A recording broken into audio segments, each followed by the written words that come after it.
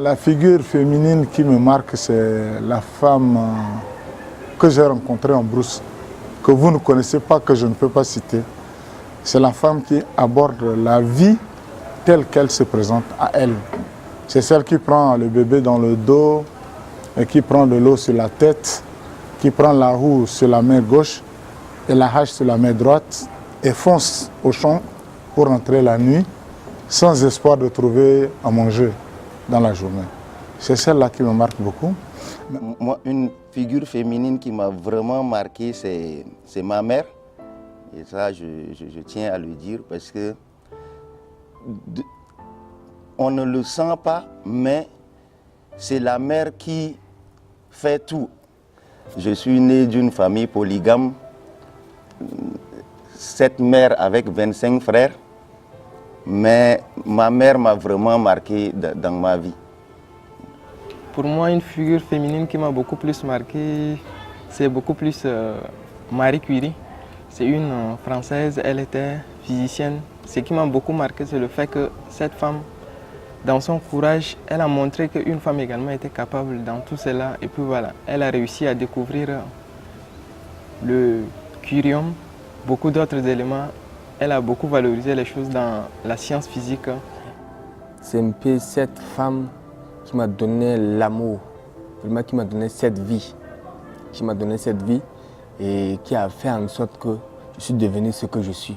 Les grandes femmes, il y en a beaucoup, mais elles sont invisibles. On ne les connaît pas très bien. Pour moi, la figure féminine qui me vient de facto en tête, je dirais ma mère, Madame Jamia Cherif. Pour moi, c'est un modèle de tendresse, c'est un modèle de partage.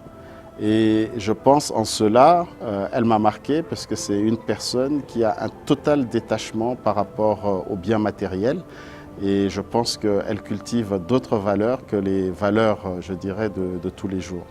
Ma mère, parce que d'abord, elle nous a élevés tout seuls pendant 8 ans d'abord, quand nous étions en France. Et donc j'ai su un petit peu après, mais je sais qu'elle s'est battue pendant longtemps parce que son père est décédé très tôt. Elle a été élevée seule par sa mère.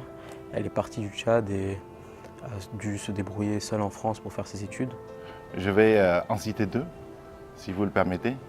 C'est d'abord Hindi Oumarou, qui, pour le travail qu'elle fait pour les femmes autochtones, pour l'accompagnement, ça va dans le même sens, hein, les minorités. Je pense que nous sommes des pays qui sont riches en diversité culturelle, mais probablement que les minorités ne sont pas assez mises en avant. Et puis la deuxième, beaucoup plus européenne, c'est Madame Veil, hein, qui, de par mes études de droit, a marqué de par son combat, hein, contre tous.